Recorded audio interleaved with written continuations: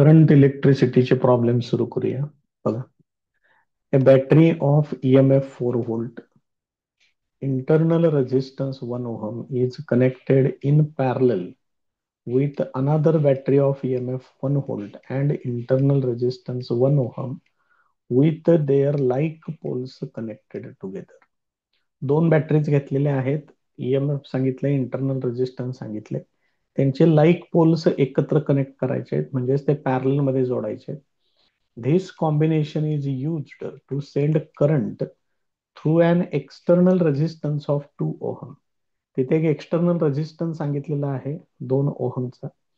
त्याच्यामधून current pass करण्यासाठी या कॉम्बिनेशनचा वापर केलाय. तर calculate the current through the external resistance. तर त्या एक्सटर्नल रेजिस्टन्स मधून किती करंट पास होईल हे त्यांनी विचारले. मी तर त्याची डायग्राम तयार करतो. 4 व्होल्ट सांगितलेले आहे पहिली बॅटरी. त्याचा इंटरनल रेजिस्टन्स दिलेला आहे.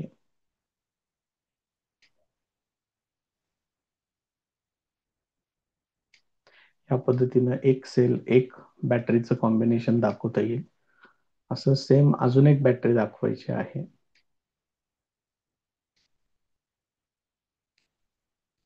या पद्धतीनं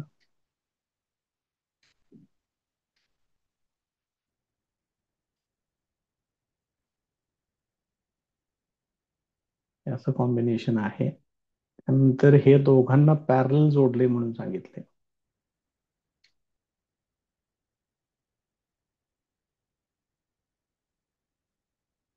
या पद्धतीने येईल ते.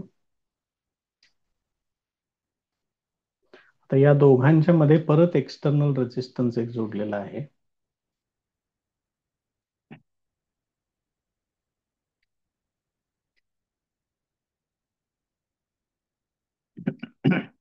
असं ते सर्किट तिथं कन्सिडर करायचं आहे. मग पहिल्या बॅटरीचं ईएमएफ आहे 4 व्होल्ट. इंटरनल रेजिस्टन्स आहे 1 ओहम. ह्या दुसऱ्या बॅटरीचा आहे 1 व्होल्ट. इथं आहे 1 ओहम. हा एक्सटर्नल रेजिस्टन्स आहे 2 ओहमचा. मग पहिल्या बॅटरीमधून बाहेर पडणारा करंट तो घेतोय I1. दुसऱ्या बॅटरीमधून बाहेर पडणारा करंट तो घेतोय I2. इथं त्यांचं हे दोन्ही करंट एकत्र होतील आणि एक्सटर्नल रेजिस्टन्स मधून टोटल करंट पास होईल I1 प्लस I2. आता याला आपण नावं देऊया ABCD E आणि F.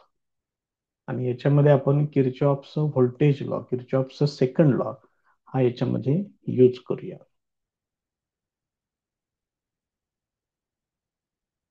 युझिंग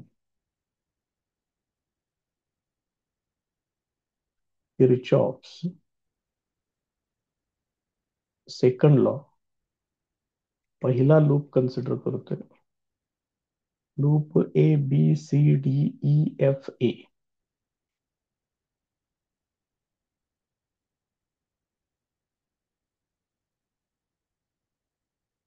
बघा त्याच्यामध्ये A कडून B कडे जायचं आहे. बॅटरी बघा +2 त्यामुळे व्हॅल्यू द्यायची मायनस. इथं -4 येणार. त्यानंतर याच्यातून जाणारा करंट तो इकडून B कडून A कडे आहे. आपण A कडून B कडे चाललोय त्यामुळे इथली व्हॅल्यू प्लस घ्यायची. प्लस करंट आहे I1. रेझिस्टन्स आहे 1 ओहम. त्यानंतर B कडून C, D कडून E कडं. इथं पण बघा करंट अपोजिट आहे. आपण D कडून E कडे चाललोय. करंट त्याच्या अपोजिट चाललेला आहे त्यामुळे ती व्हॅल्यू प्लस घ्यायची. 2 into bracket I1 plus I2 this is equal to 0. हे येईल इक्वेशन नंबर 1. आता दुसरा लूप कन्सिडर करतोय. Loop FCDEF. हा लूप कन्सिडर करा. ह्याच्यामध्ये पण सेम प्रोसेस. पहिल्यांदा येणार -1 प्लस I2 इंटू 1 येणार. त्याच्यानंतर plus 2 into bracket I1 plus I2 this is equal to 0. हे झालं इक्वेशन नंबर 2. आता या दोन इक्वेशन्सची आहे अशी डायरेक्ट बेरीज करून घेतो. ऍडिंग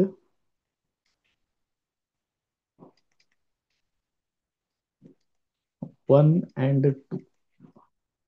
हे काय होईल बघा बरं, ऍड केल्यानंतर इथं -4 -1 ते येणार -5.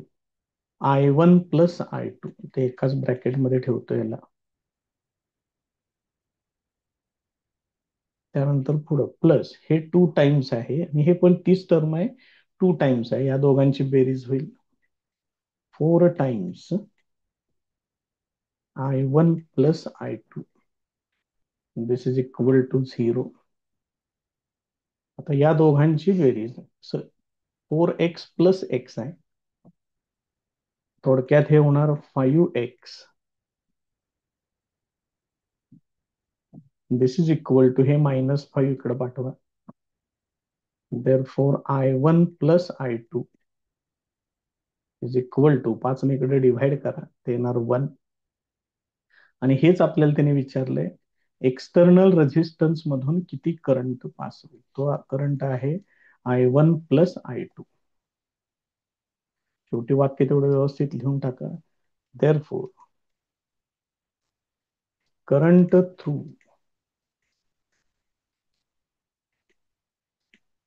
External resistance equal to 1 ampere. हे त्याचं फायनल आन्सर. नेक्स्ट एक्झाम्पल, परत साधारण तसंच एक्झाम्पल आहे. Two cells, one of EMF 1.5 volt, internal resistance 1 ohm, and another of EMF 2 volt and internal resistance 2 ohm are connected in parallel. Combination is connected across a 5 ohm resistor so that both cells send current in the same direction. Find the current through the external resistance. साधारण problem तसाच आहे, फक्त values त्यांनी त्या ठिकाणी change केलेल्या आहेत. मग हे पहिली बॅटरी कन्सिडर करतोय. मगाशी जसं दाखवलं होतं त्याच्या अपोजिट डिरेक्शन मध्ये बॅटरी जोडतोय. आता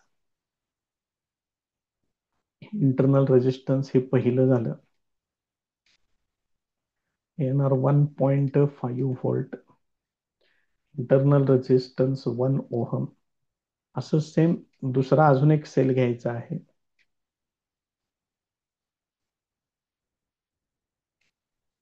याचं कॉम्बिनेशन सांगितलेलं आहे 2 व्होल्ट आणि इंटरनल रेजिस्टन्स सांगितलेलं आहे 2 ओहम. त्यानंतर हे असं जोडायचं आहे.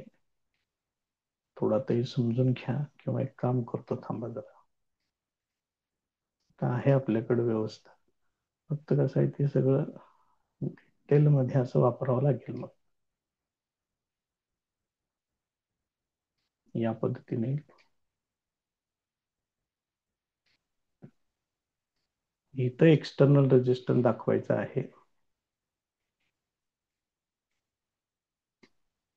हा एक्सटर्नल रेजिस्टन्स कितीचा सांगितलेला आहे, 5 ओहमचा सांगितलेला आहे.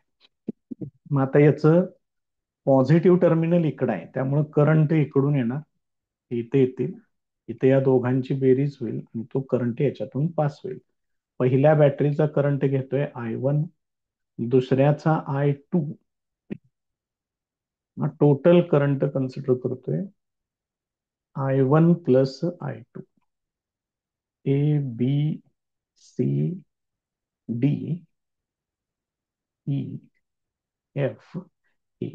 हे असं कन्सिडर करतोय. आता याच्यामध्ये सगळं दाखवलेलं आहे. I1 प्लस I2 हे आपल्याला फाइंड आउट करायचं आहे.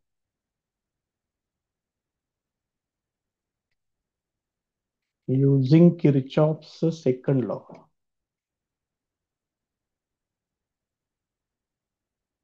किर्चॉफ सेकंड लॉ वापरायचा आहे. फर्स्ट लूप कन्सिडर करूया. Loop ABCDEFA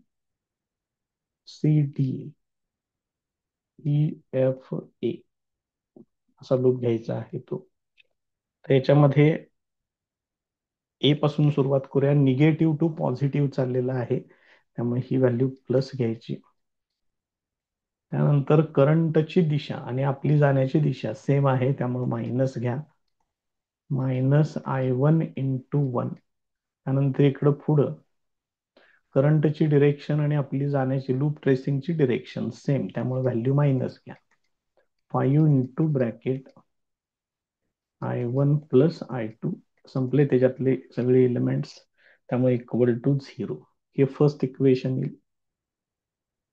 second loop consider करतोय. Loop FC DEF.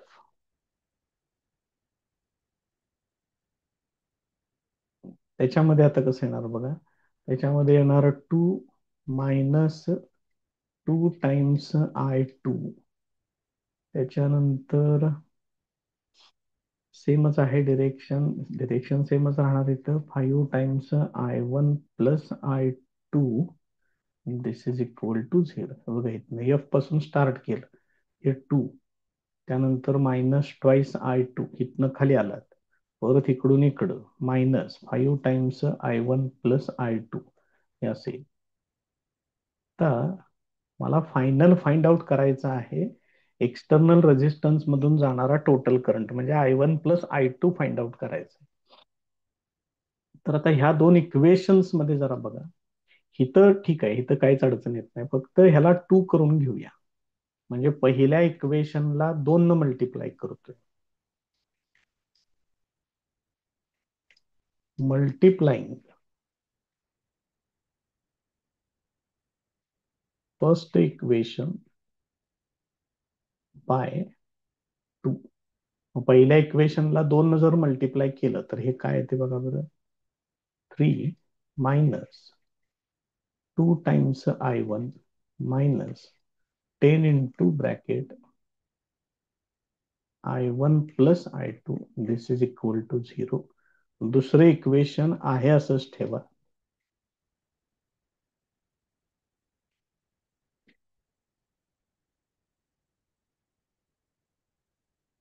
हे असेल. आणि आता या दोन इक्वेशन्सची ऍडिशन करा.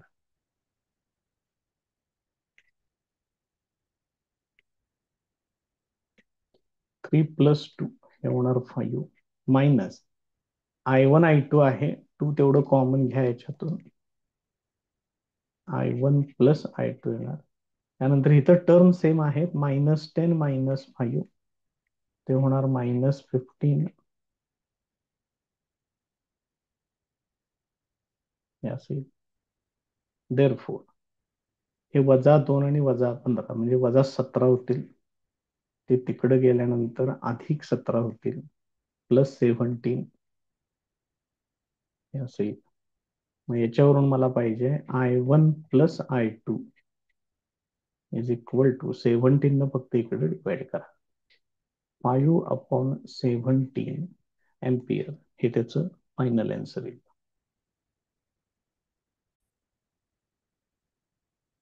नेक्स्ट एक्झाम्पल बघा. A set of 3 coils having resistances 10 ohm, 12 ohm and 15 ohm are connected in parallel. हे 3 रेजिस्टन्सेस पॅरलल मध्ये जोडलेत. This combination is connected in series with a series combination of 3 coils of the same resistances. हे कसं सांगितले बघा, हेच 3 रेजिस्टन्सेस पुढे series मध्ये जोडलेत आणि ते सिरीज कॉम्बिनेशन आणि हे पॅरलल कॉम्बिनेशन परत सिरीज मध्ये जोडले. तर टोटल रेझिस्टन्स आणि करंट किती असेल, त्याला बॅटरी जोडलेले आहे 4.1 व्होल्ट. तर याचं कशा पद्धतीने असणार आहे बघा. हे 3 रेझिस्टन्सेस 1 2 3, ह्या तिघांचे हे पॅरलल कॉम्बिनेशन.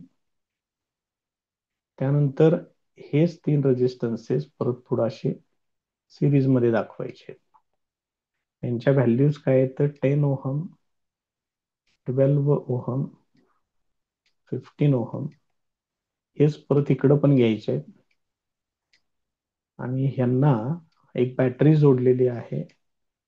बॅटरीचं व्होल्टेज सांगितलेलं आहे 4.1 व्होल्ट. या पद्धतीनं सर्किट डायग्राम येणार त्याची. तर याच्यातून पास होणारा टोटल करंट किती असेल, शिवाय या कॉम्बिनेशनचं टोटल रेझिस्टन्स किती असेल असं त्यांनी विचारलेलं आहे. एक एक एक एक सोडूया.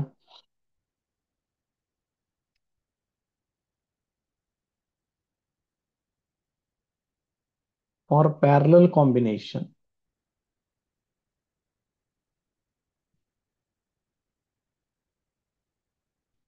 1/RP इक्वल टू, रेझिस्टन्सच्या बाबतीत असा फॉर्म्युला आहे.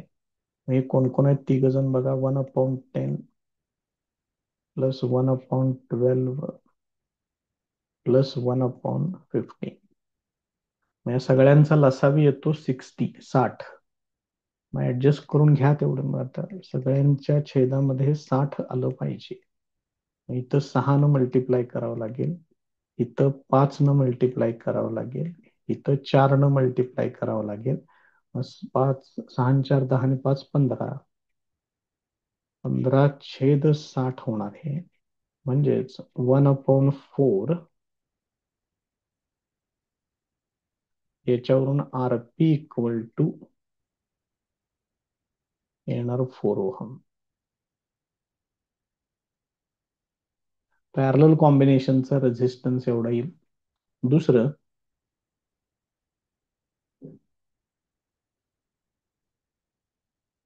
फॉर सिरीज कॉम्बिनेशन,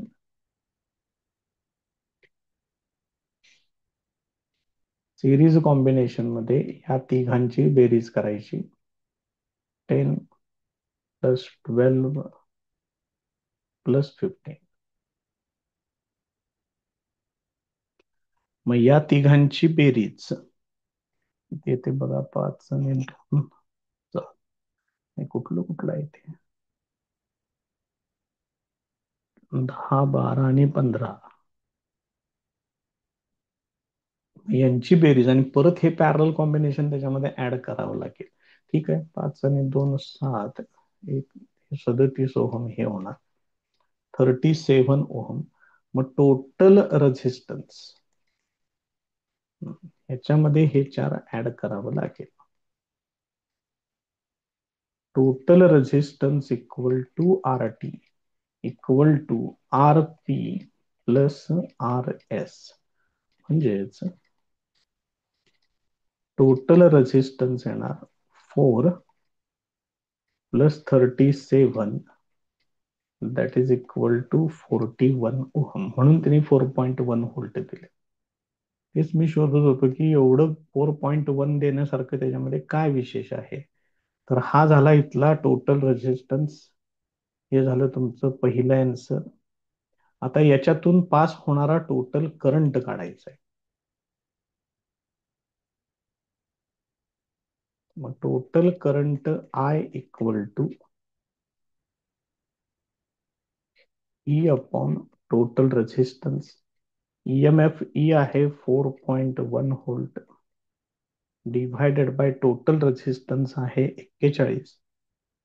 त्यामुळे हे जर तुम्ही सोडवलं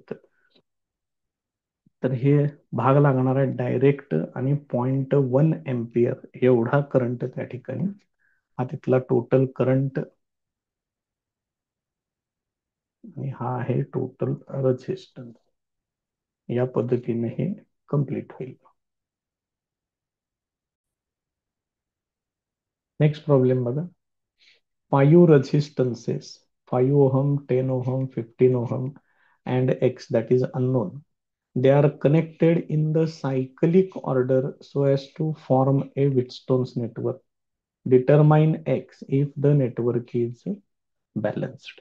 आता ह्याला पहिल्यांदा आपण ते सिंपल फॉर्मॅट मध्ये दाखवूया. विटस्टोन्स नेटवर्क याच्यावरती काढायचं थोडंसं अवघड होते. तुमच्याकडे इन्स्ट्रुमेंट अवेलेबल आहेत, तुम्ही व्यवस्थित ड्रॉ करा.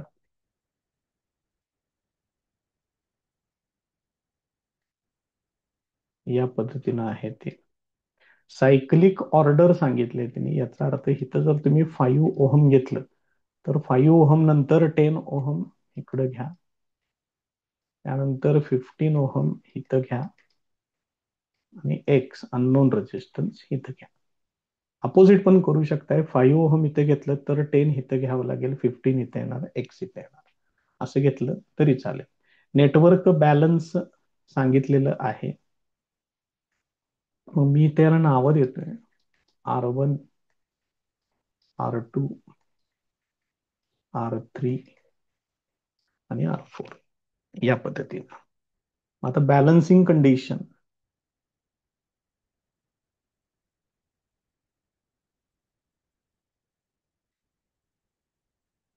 बाय बॅलन्सिंग कंडिशन काय होणार बघा. R1/R2 is equal to R3/R4. मग बघा, R1/R2 म्हणजे 5/10 इज इक्वल टू R3/R4 म्हणजे X/15 असेल. मग याच्यावरून X इक्वल टू हे 15 इकडे घ्या, म्हणजेच हे काय होणार, 5 × 15 डिव्हायडेड बाय 10. 15×5 = 75 भागिले 10 म्हणजेच X इक्वल टू 7.5 ओहम ही त्याची व्हॅल्यू आहे.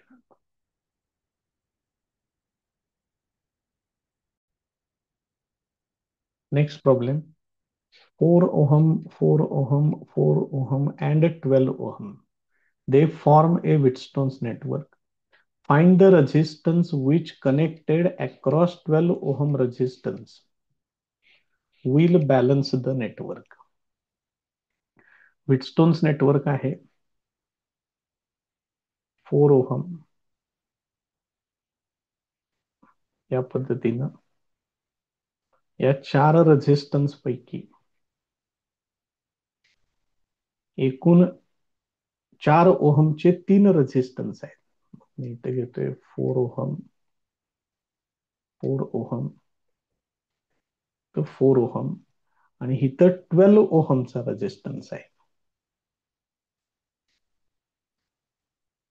मग याच्या पॅरलल मध्ये अक्रॉस म्हटले म्हणजेच पॅरलल मध्ये काय रेझिस्टन्स जोडल्यानंतर हे नेटवर्क बॅलन्स होईल असं त्यांनी विचारले. मग आपण असं कन्सिडर करूया, हे R1, हे R2, हे R3, इकडं R3 आणि हे R4 असं घेतोय. मग R3 पहिल्यांदा काढूया आणि R3 हे पॅरलल कॉम्बिनेशन आहे असं आपण त्या ठिकाणी सांगूया. नाव बाय बॅलन्सिंग कंडिशन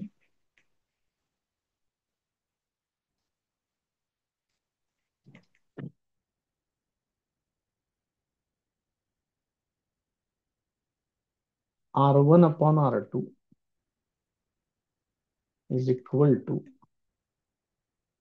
R3/R4. मग हे कसं होणार, R1, R2, 4 आहेत. R3 काढायचंय मला, त्याला तसंच ठेवा. आणि R4 पण 4च आहे. हे 4 ला 4 कॅन्सल होईल. Therefore R3 equal to 4 ohm हे असं येणार. नाव R3 is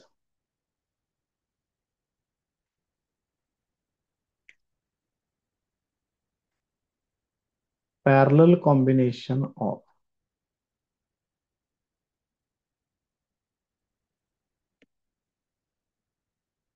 12 ohm and X ohm. Therefore 1/R3 equal to 1/X plus 1/12 हे असं येणार. मग R3 किती आहे, R3 आहे 4. 1/4 इक्वल टू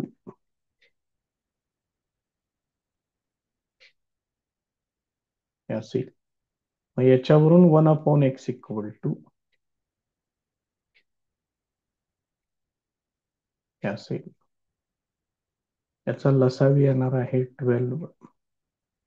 मग इथं 3 न मल्टिप्लाय केलं पाहिजे, इथं पुढं मल्टिप्लाय करायची गरज नाही.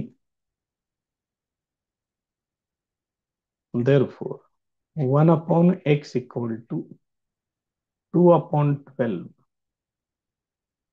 म्हणजेच 1/x equal to 1/6.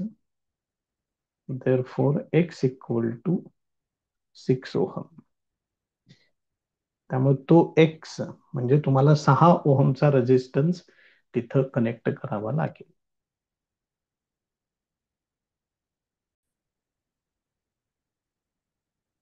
Next problem बघा. Two resistances X and Y in the two gaps of a meter bridge give a null point dividing the wire in the ratio 2:3. If each resistance is increased by 30 ohm, the new null point divides the wire in the ratio 5:6. Calculate each resistance. म्हणजे त्यांनी जी first condition सांगितलेली आहे ती अशी आहे. हे दोन resistances left गॅपमध्ये, right गॅपमध्ये x आणि वाय. इथं पुढे जर आपण पोटॅन्शिओमीटर वायर जर अशी दाखवली, सॉरी मीटर ब्रिजची वायर जर आपण इथं अशी दाखवली, तर इथं जो नल पॉइंट मिळतोय त्याच्याबद्दल त्यांनी सांगितलेलं आहे 2:3 हा रेशो दिलेला आहे. मग इथं by first condition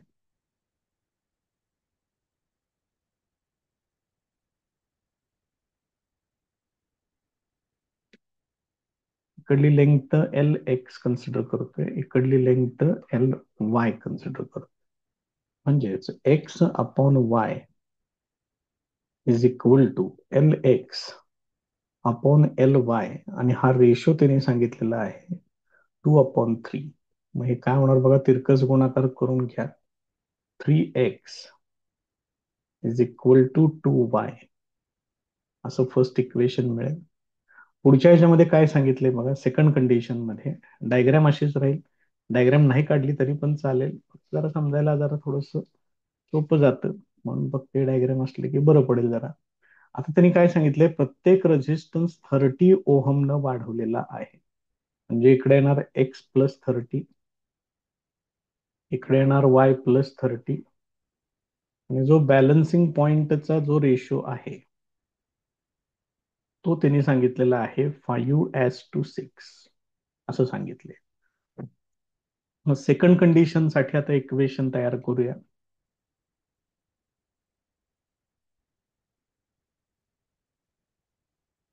bye second condition x+30 divided by y+30, this is equal to, इथं आता Lx अपॉन Ly आहे 5/6. आता हे सोडवावं लागेल आपल्याला, मल्टिप्लाय करून घ्यावं लागेल. याने इकडे मल्टिप्लाय करतोय 6x, किंवा लिहूया आपण इथं, मग प्रोडक्ट करू.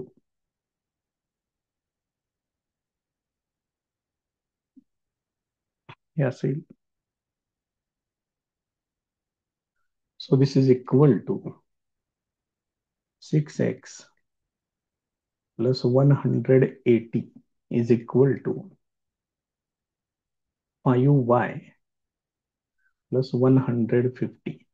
मग हे इकडे घेतोय 6x minus 5y. This is equal to, हे इकडे पाठवा, 180 मधून, सॉरी 150 मधून 180 वजा करायचे आहेत, ते येणार -30. इथं मी थोडासा चेंज करतोय, इथं असं लिहितोय 2 × 3x -5y is equal to -30. हे बघा इथं व्हॅल्यू तयार आहे. म्हणजे 3x इक्वल टू 2y असं आपण तिथं वापरून घेऊया. therefore 2 × 2y -5y, this is equal to -30. पुढे लिहून टाका फ्रॉम 1.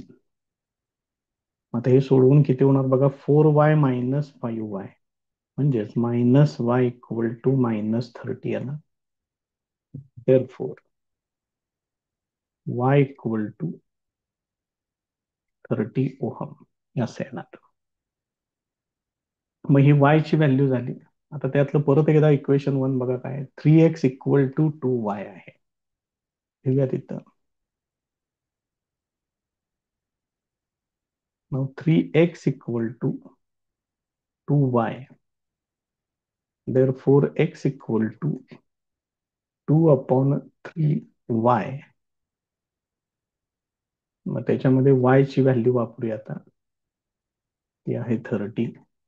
सिम्प्लिफिकेशन करून घ्या, याचं फायनल आन्सर येईल 20 ओहम. ह्या त्याच्या दोन एक्स आणि वाय च्या व्हॅल्यूज तुम्हाला अशा मिळतील. नेक्स्ट प्रॉब्लेम बघा.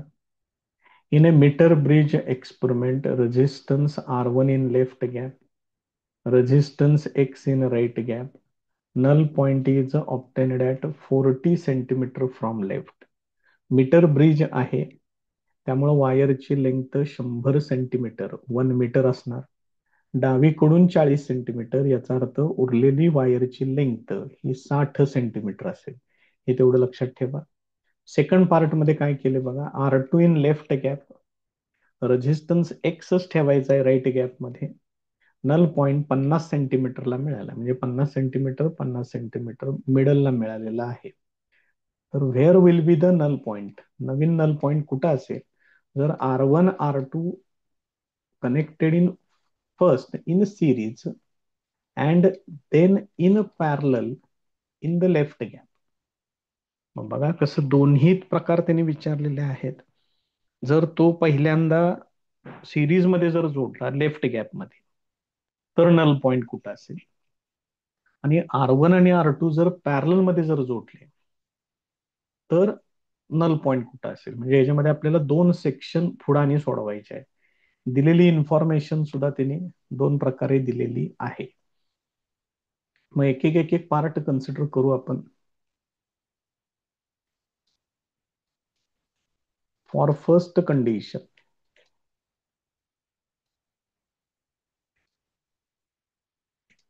काय होणार बघा, R1 लेफ्ट गॅप मध्ये सांगितलेलं आहे, एक्स राईट गॅप मध्ये सांगितलेलं आहे, आणि 40 आणि 60 हे असेल. त्याच्यावरून R1 equal to 2/3 times x असं पहिलं इक्वेशन मिळेल.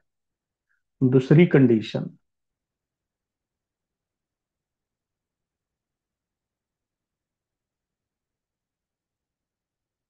सेकंड कंडिशनला R2 लेफ्ट गॅप मध्ये आहे, राईट गॅप मध्ये एक्स आहे, नल पॉइंट मिळालेला आहे 50 सेंटीमीटर, म्हणजे 50/50 दॅट इज इक्वल टू 1. त्याच्यावरून मला मिळेल R2 इक्वल टू एक्स. आता त्यांनी काय केले बघा, त्यातला आता फर्स्ट पार्ट आपण कन्सिडर करू. थर्ड नंबर टाकूया त्याला आपण. R1 and R2 are connected in series in left gap.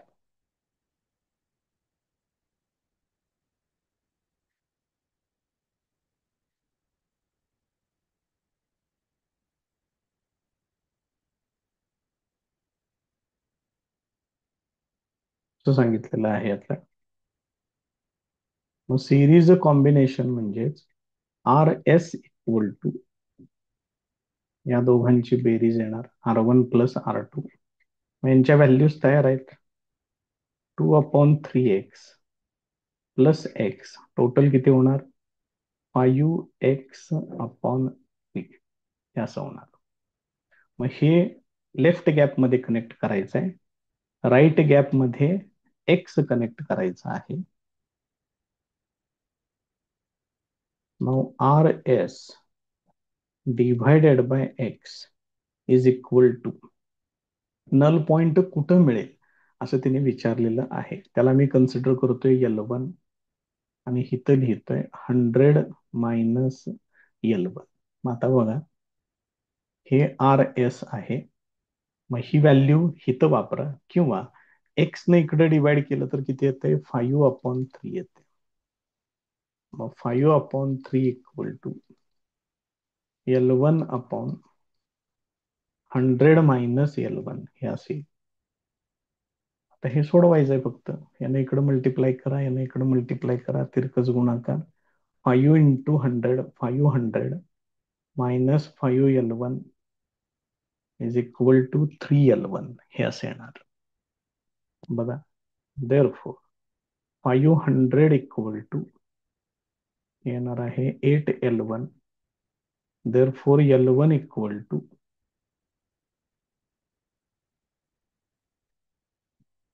500 divided by 8 म्हणजेच हे किती होते बघा. 8×48 उरतायत 2. 8×2 = 16 उरले 4. 8×5 = 40. 62.5 centimetre from left end.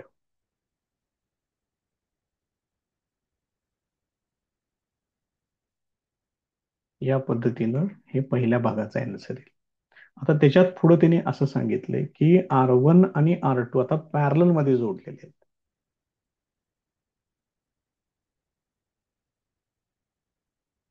R1 and R2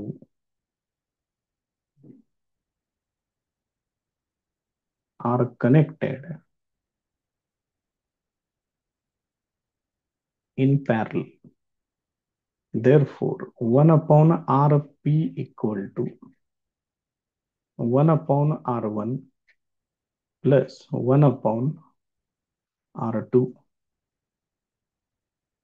Therefore, 1/Rp equal to R1 आणि R2 तेवढे जरा बघून घ्या. R2 x आहे, R1 एवढा आहे 2x/3 आहे आणि R2 फक्त x आहे. म्हणजेच 1/2x/3 प्लस 1/X. मग हे सिम्प्लिफाय करून किती होणार बघा. हे 3 वर पाठवा. 3/2x plus 1/x. Therefore 1/Rp equal to इथं होणार 3/2x.